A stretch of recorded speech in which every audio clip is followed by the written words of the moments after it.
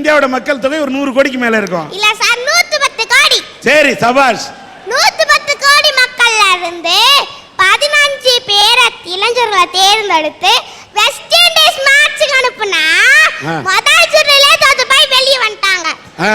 அங்க ஏன் தோத்தாங்கன்னு தெரியுமா? நம்ம செலவு பண்ணி அனுப்பிச்ச பணம் எல்லாம் அவங்களுக்கு டூர் போயிட்டு வர மாதிரியும் பொபீனா பொழுது போயிட்டு வந்துட்டாங்க சார். டூர் போயிட்டு வந்துட்ட மாதிரி வந்துட்டாங்கன்ற. Yes sir. அதனால நாட்டுக்கு நஷ்டத்தை ஏற்படுத்துற இளைஞர்கள்லாம் நாடு கடத்தணும் சார். கிரிக்கெட்ல தோத்தது அவங்கள நாடு கடத்தணும்ன்றியா? சார், என்னிடம் 100 நல்ல இளைஞர்களை தாங்க, நான் இந்தியாவை முன்னேற்றி காமிக்கன்னு சொன்ன சுவாமி விவேகானந்தர் வாழ்ந்த நாடு சார் இந்தியா. அப்போ சோம்பேறியா இருக்கிற இளைஞர்களை பார்க்கறப்ப மனசு கஷ்டப்படுது சார், நோவுது சார். அதனால சோம்பேறியா இருக்கிற இளைஞர்களை தான் சார் முதல்ல நாடு கடத்தணும். சபாஷ். தாயே உன் பெயர் சொல்லும் போது இதயத்தில் மின்னலை பாயுதே, இனி வரும் காலம் இளைஞர்களின் காலம், உன் கடல் மெல்லிசை பாயுதே. சார், இது எங்க சார் கேள்விப்பட்டிருக்கீங்க? இது எங்க சார் பார்த்திருக்கீங்க? சொல்லு, நீ தானே சொல்லணும். இது நம்ம அரட்டரங்கத்தோட தாரக மந்திரம் சார். ஒரு கட்டடம் கட்டணும், அதுக்கு தேவை அஸ்திவாரம். சரி. அந்த அஸ்திவாரம் ஸ்ட்ராங்கா இல்லனா கட்டடம் ஸ்ட்ராங்கா நிக்காது, கலகலத்து போயிடும். அதே மாதிரிதான் நம்ம நாட்டுக்கு தேவை நல்ல இளைஞர்கள். நல்ல இளைஞர்கள் நாடு எப்படி சார் முன்னேறும்? முன்னேறாது. ஒரு மரத்துல என்னன்னு சார் இருக்கும்? ஒரு மரத்துல வந்து கிளை இருக்கும், இலை இருக்கும், பூ இருக்கும், பிஞ்சு இருக்கும், காய் இருக்கும், கனி இருக்கும். அதுல எது சார் அதிகமா இருக்கும்?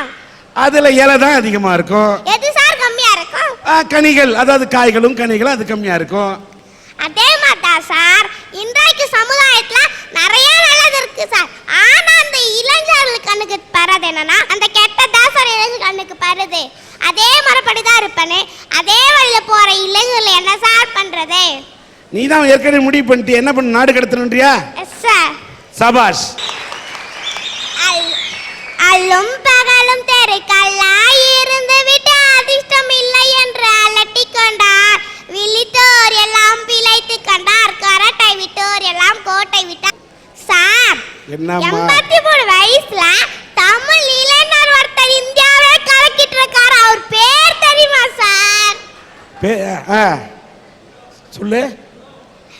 அவர் தான் சார் நம்ம கலைஞர். சொல்லு. அவர் சந்தர்ப்பம் நம்மளை தேடி வரோம், சந்தர்ப்பம் நம்மளை தேடி வரோன்னு சொல்லிட்டு திருவாரூர்ல இருந்திருந்தாருன்னா இவ்வளவு நேரத்துக்கு அவர் யாருன்னு கூட நம்மளுக்கு தெரிஞ்சிருக்காது சார். சரி. சந்தர்ப்பத்தை தேடி அவர் போனதுனால இந்தியாவே அவர் தேடி போகுது சார். வெரி குட், சபாஷ். ஆளும் வளரணும், அறிவும் வளரணும், அதுதான்டா வளர்ச்சி சார். இந்த காலத்தில் ஆள் மட்டும் வந்துட்டாங்க சார், அறிவு வளரலையே சார். இன்னைக்கு வரைக்கும் முட்டாளா தானே சார் இருக்கிறாங்க. சரி. மூச்சு பண்ணலாம் மனிதன் அல்ல, முயற்சி செய்பவனே மனிதன்.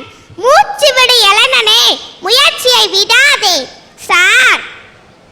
இந்த காலத்து இளைஞர்கள் தன்னோட தாய்க்கும் தாய் நாட்டுக்கும் சந்தோஷத்தை தராத இளைஞர்கள் நம்ம நாட்டுக்கு தேவையே இல்லை சார். அவங்க தான் சார் முதல்ல நாடு கட்டணும். சபாஷ். ஒரு சின்ன பிஞ்சு, இந்த பிஞ்சு குழந்தை என்னிடத்தில் கேள்வி கேட்கிறது. இந்தியாவின் ஜனத்தொகை எத்தனை என்று கேட்டவுடன் 100 கோடி என்கிறேன். புள்ளி விவரத்தோடு 10 கோடி 110 கோடி என்று புள்ளி விவரத்தோடு துள்ளி திரியும் இந்த பருவத்திலே இந்த பிஞ்சு குழந்தை பேசுவதை பார்க்கும்போது நான் ரொம்ப பெருமைப்படுறேன். அது மட்டும் இல்ல, ஒரு கட்டடம் கட்டுறதுக்கு அஸ்திவாரம் நல்லா இருந்தாதான் அந்த கட்டடம் உயர்ந்து நிற்கும் என்று சொன்னதை போல இதை போன்ற அஸ்திவாரம் இந்தியாவுக்கு இருக்கின்ற வரை, தமிழகத்துக்கு இருக்கும் வரை இந்த நாடு தலை நிமிர்ந்து நிற்கும் என்று தான் எனக்கு தோன்றுகிறது. வேறு நாட்டு பறவை கூட நம்முடைய வேடந்தாங்களுக்கு வருது. அதனுடைய சின்ன சிறு சிறகுகள் வலிச்சா கூட தன்னம்பிக்கையோட தான் கொண்ட இலக்கம் அடையுதுங்களா? அந்த 5 அறிவு படைச்ச பறவைக்கு இருக்கிற தன்னம்பிக்கை கூட 6 அறிவு படைச்ச இளைஞர்களிடம் ஏன் இல்ல? ஒரு இளைஞர் சொல்றான் சார், மார்ச்ல விட்டுட்டு நான் அக்டோபர்ல எழுதிக்குவேன், இளைஞர்களிடம் ஏன் இல்ல? ஒரு இளைஞர் சொல்றான் சார், மார்ச்ல விட்டுட்டு நான் அக்டோபர்ல எழுதிக்குவேன், மேத்ஸ் குரூப் எடுத்து என்னால மார்க் ஸ்கோர் பண்ண முடியும்னா அக்ரி குரூப் எடுத்துக்குவேன், மருத்துவ படிப்புக்கு சீட்டு கிடைக்கலனா நான் மருந்து குடிச்சிட்டு செத்து போயிடுவேன். எதிர் வீட்டு மாலா கிடைக்கலனா பக்கத்து வீட்டு ஷீலாவையாவது நான் தள்ளிக்கிட்டு போவேங்கிற பாருங்க. தாமேலே இவனுக்கு தனக்கே நம்பிக்கை இல்ல. எதிர் வீட்டு மாலா கிடைப்பாளான்றதே அவனுக்கு டவுட். இல்ல பக்கத்துல இருக்கல தள்ளிட்டு போலான்னு சொல்றான் பாருங்க. இந்த மாதிரி தன்னம்பிக்கையே இல்லாம இருக்காம பாருங்க தர்தலைங்க. அவங்கள தான் சார் நாடு கடத்தணுங்கிறேன். ஒரு நிமிஷம் சார். என்ன கண்ணு? நாடு கடத்துனா என்ன சார்? மன்னர்கள் காலத்துல ஒரு நாட்டுக்குள்ள மக்கள் வசிப்பாங்க. இங்க யாராவது தப்பு பண்ணிட்டானா அவன் இந்த நாட்டை கொண்டு ஒரு கொஞ்சம் தூரத்துக்கு ஒரு அப்படியே விட்டா வனாந்தரமா இருக்கும். வெறும் காடா இருக்கும், ஒரே பாலைவனமா இருக்கும். சோறு கிடைக்காது, தண்ணி கிடைக்காது, எதுவுமே கிடைக்காது, ரொம்ப கஷ்டமா இருக்கும். அந்த மாதிரி இடத்துக்கு தப்பு பண்ணிட்டா கொண்டு விடுவாங்க சார். அங்க மனுஷங்க இருப்பாங்க சார். அந்த காலத்துல நாடு கடத்தினா மனுஷனே இருக்க மாட்டான், ரொம்ப கஷ்டமா இருக்கும். அந்த மாதிரி இடத்துக்கு தப்பு பண்ணிட்டா கொண்டு விடுவாங்க சார். அங்க மனுஷங்க இருப்பாங்க சார். அந்த காலத்துல நாடு கடத்தினா மனுஷனே இருக்க மாட்டான், இப்ப இருப்பாங்க. என்ன பண்ணலாம்? இப்ப நாடு கடத்தினா அங்கேயும் போய் அதே தப்பு தானே சார் செய்வாங்க. நியாயம் உனக்கு நல்லா தெரியுது. அதனால என்ன பண்ணலாம்? நிலால போட்டுடலாமா? நிலால போட்டு அங்க போய் அந்த நிலாவத்தான் நான் கையில பிடிச்சேன்னு பாட ஆரம்பிச்சிருவான். அது உண்மைதான் சார். சரி. இளைஞனிடம் நாட்டை கொடுத்து பாருங்கள், நான் வல்லரசாக்குகிறேன்றான். இந்த இளைஞனா சார் வல்லரசாக்க போறான்? இளைஞர்களே, சில சமயங்களில் முயற்சிகள் தவறலாம், ஆனால் நீ முயற்சி செய்ய தவறாதேன்னு தான் சார் நான் சொல்றேன். சபாஷ்.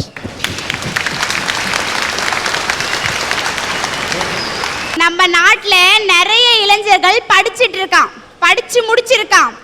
ஆனா தான் படிச்ச படிப்புக்கேத்த வேலை கிடைக்கிற வரைக்கும் நான் எந்த வேலைக்கும் போக மாட்டேன் அப்படிங்கிறான். வீதிக்கு ஒரு டீ கடை, டீ கடைக்கு ஒரு பெஞ்ச போட்டுறான். அங்கிட்டு 4 பசங்க உட்காந்துக்கிறானுங்க. அந்த பக்கம் போற வர பொம்பளைங்களா பார்த்து என்ன தெரியுமா பாடுறான்? அரிது அரிது மானிடலாய் பிறத்தல் அரிது, அதனிலும் அழகான பெண்ணுக்கும் ஐஸ்வர்ய ராயுக்கும் அத்தை மகனாக பிறப்பதே பெரிது. அட எடுபட்ட நாயே, உங்க அப்பனை போய் பார்த்தாக்கா குடிக்கிறதுக்கு கூழும் கோமணமும் கட்டிக்கிட்டு ஏறு ஓட்டிக்கிட்டு இருக்கான். இந்த திருவண்ணாமலையில என்ன வலை இல்ல? பக்கத்துல இருக்க பெங்களூர்ல போயிட்டு எனக்கு வேலை கொடு வேலை கொடுன்னு பிச்சை எடுத்துக்கிட்டு இருக்கியே. இந்த திருவண்ணாமலையில் இருக்க வேலையை ஒழுங்கா செஞ்சா நீ ஏன் அங்க போய் பிச்சை எடுக்க போற? ரசிகர் மன்றம் வைக்கிறதா சொல்லிக்கிட்டு நிறைய இளைஞர்கள் நாசமா போய்கிட்டு இருக்கான். தன்னுடைய தலைவர்களை நெஞ்சில பச்சை குத்தி வச்சுட்டானுங்க. அதுக்கப்புறம் அவங்க படம் போட்ட ஷர்ட்டை போட்டுட்டானுங்க. கொஞ்சம் இப்ப டென்ட் மாறி இருக்கு சார். 60 அடி உயரத்துல கட் அவுட் வச்சு அபிஷேகம் பண்ண ஆரம்பிச்சுட்டான். முதல்ல என்ன பண்ணா? பால் அபிஷேகம் பண்ணான். ரெண்டாவது என்ன அபிஷேகம் பண்ணா? கொஞ்ச நாள்ல காசு அபிஷேகம் பண்ணான். 4 மாசத்துக்கு முன்னாடி நாசமா போன நாய்ங்க பாண்டிச்சேரியில பீர அபிஷேகம் பண்ணுதுங்க சார். இதுங்களெல்லாம் என்ன சார் பண்றது? அவன் ஒவ்வொரு அபிஷேகமா பண்ண பண்ண அவன் வீட்டுல இருக்க அண்டானோ குண்டானோ அடக்கி கடக்கு போயிட்டு இருக்கு. ஒரு நடிகனுடைய ரசிகனாக இருப்பது தவறு என்று நான் சொல்ல மாட்டேன். ஆனால் ரசனை என்பது அண்டானோ குண்டானோ அடக்கி கடக்கு போயிட்டு இருக்கு. ஒரு நடிகனுடைய ரசிகனாக இருப்பது தவறு என்று நான் சொல்ல மாட்டேன். ஆனால் ரசனை என்பது ரசனையோடு இருக்க வேண்டும். எத்தனையோ இளைஞர்கள் ரசிகர் மன்றத்து தோழர்கள் இரத்த தானம் செய்கிறார்கள், ஏழை குழந்தைகளுக்கு உதவுகிறார்கள், வாழ்க்கையிலே பெண்கள் வாழ்க்கை நடத்த வேண்டும் என்று தையலந்திரம் கொடுக்கிறார்கள். ஆனால் கட் அவுட்டுக்கு பாலாபிஷேகம் செய்கிறார்கள் என்று சொன்னால் என்ன பொறுத்த வரைக்கும் அந்த கட் அவுட்டுக்கு பாலாபிஷேகம் பண்றதை விட 4 ஏழை குழந்தை 10 ஏழை குழந்தை பசிச்சுட்டு சோத்துக்கு வழி இல்லாம பாலுக்கு வழி இல்லாம இருந்த அந்த குழந்தைக்கு பாலாபிஷேகம் பண்ண வேண்டும் என்று அந்த இளைஞர்களிடத்தில் அந்த ரசிகரிடத்தில் என் கோரிக்கையை தான் நான் வைப்பேன். ஒரு நடிகருடைய படத்தின் ஒளிநாடா வெளியீடு, அங்க கட் அவுட்டுக்கு பாலாபிஷேகம் செய்கிறார்கள், அந்த புகைப்படத்துக்கு பாலாபிஷேகம் செய்கிறார்கள், சூடம் கொளுத்தி ஆராதனை பண்றாங்க.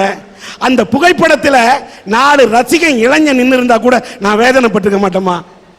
பெண்கள் நிற்கிறார்கள், சேலை அணிந்த பெண்கள் நிற்கிறார்கள். ஆண் கெட்டா பரவாயில்லம்மா, ஆண் கெட்டாது இந்த நாட்டை சம்பவமா, ஒரு பெண் கெட்டாது சரித்திரமா.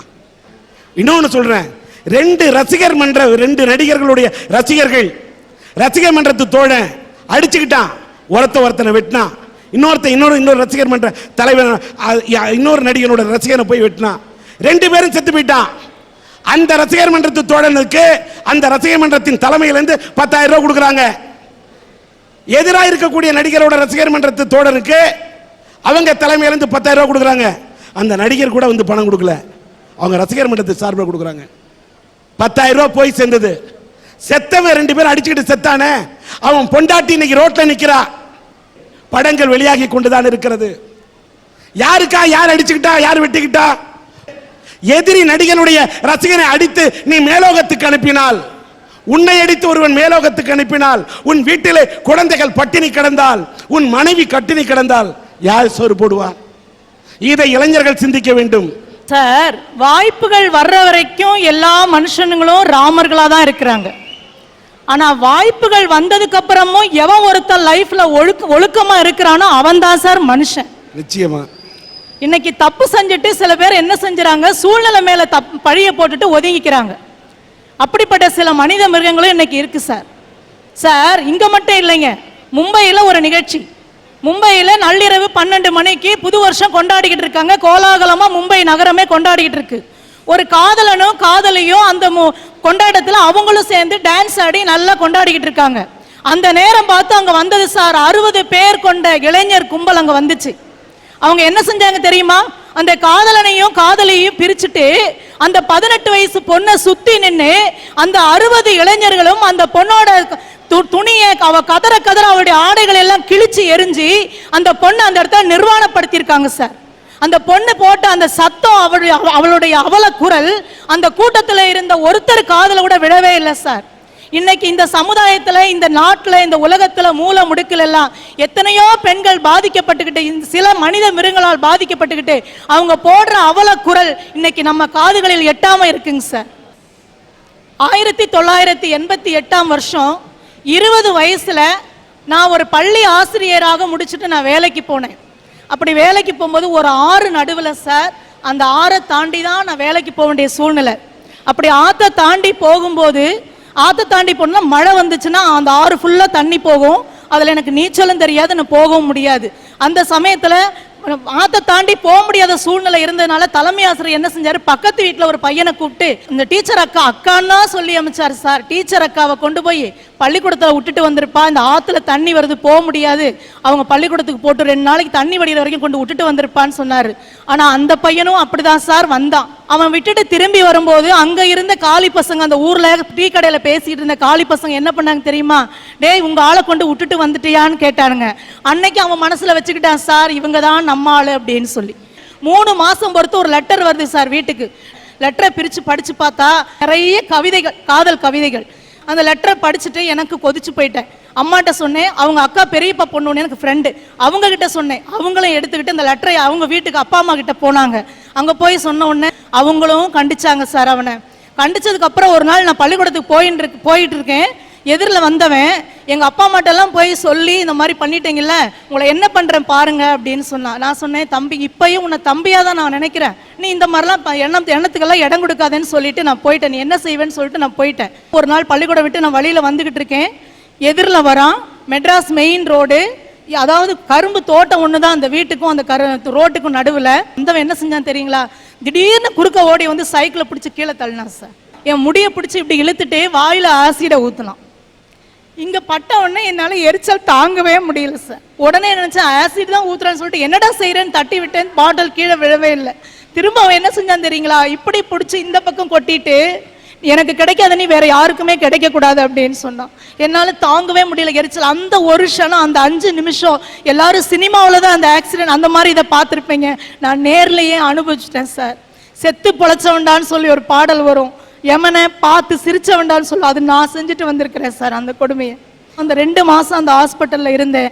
ஒவ்வொரு இரவும் நான் தூங்கியது கிடையாது. நம்ம என்ன தப்பு செஞ்சோம்?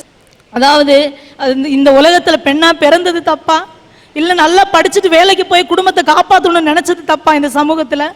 இல்லை காதலே வேண்டான்னு சொல்லி ஒழுக்கமாக இருந்தது தப்பா? இனிமே நம்ம உயிரோட இருக்கக்கூடாது, ஆண்களை கண்டாவே எனக்கு பிடிக்கல சார். அப்படி ஒரு சூழ்நிலைக்கு வந்துட்டேன் நான். எங்கள் அண்ணாலாம் கூட இருந்து என்னை எவ்வளவோ இது பண்ணாங்க. நிறைய பேர் ஆஸ்பத்திரிக்கு பார்க்க வந்தாங்க, எல்லாரும் எனக்கு ஆறுதல் சொன்னாங்க. எல்லாரும் சொன்ன ஆறுதல் எனக்கு கொஞ்சம் கொஞ்சமாக என்னை தேடி கொண்டு வந்துச்சு. அப்பா அப்படி பார்க்க வந்தவர்கள் ஒரு மனித தெய்வம் வந்துச்சு. அப்படி பார்க்க வந்தவர்கள்ல ஒரு மனித தெய்வமும் வந்தது சார். அவர் வந்தவர் என்ன தெரியுமா சொன்னாரு? உன்னுடைய உடம்பில் மேல் உள்ள அந்த ஊனம் பெரிதல்ல, உன் மனசுல இருக்கிற அந்த தழும்பை நீ அகற்றிடு, நான் உன்னை நான் கல்யாணம் பண்ணிக்கிறேன் அப்படின்னு சொல்லிட்டு ஒரு மனித தெய்வம் வந்துச்சு சார் எனக்கு. எந்த ஒரு ஆணும் அவன் நல்லா இருந்தாலும் சரி, அவன் நல்லா இல்லாட்டிலும் சரி, தனக்கு வர்ற மனைவி அழகாக இருக்கணும் தான் எந்த ஒரு ஆணுத்தின் தூய்மையை மட்டும்தான் அவர் பார்த்தாரு.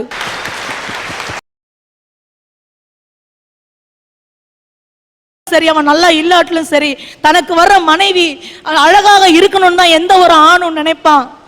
ஆனா என்னுடைய கணவர் என்னுடைய உள்ளத்தின் தூய்மையை மட்டும்தான் அவர் பார்த்தாரு.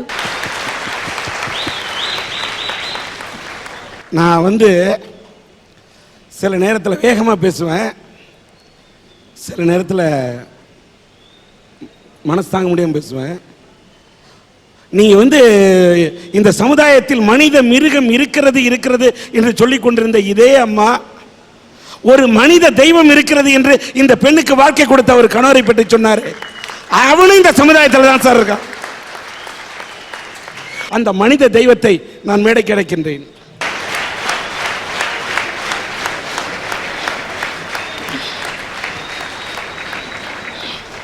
வாழ்த்துக்கள். உங்களை மாதிரி நல்ல இதயம் படைத்தவர்களும் சமுதாயத்தில் இருக்க வேண்டும்.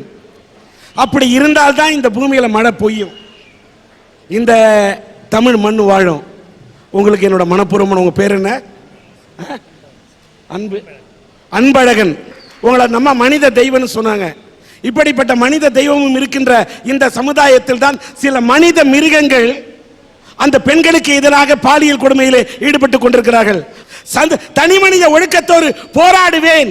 இப்படிப்பட்ட விஷயத்தை அச்சப்படாமல் இந்த அரட்டை அரங்கத்திலே பெண்ணே நீ முடங்கி கிடக்க கூடாது, பாரதி கண்ட புதுமை பெண்ணாக நீ பொங்கி வர வேண்டும் என்று நாங்கள் சொன்ன கருத்தை ஏற்றிக்கொண்டு இந்த அரங்கத்துக்கு உரையாற்றிய பெண் சிங்கமே, உன்னை மனதார பாராட்டுகிறேன்.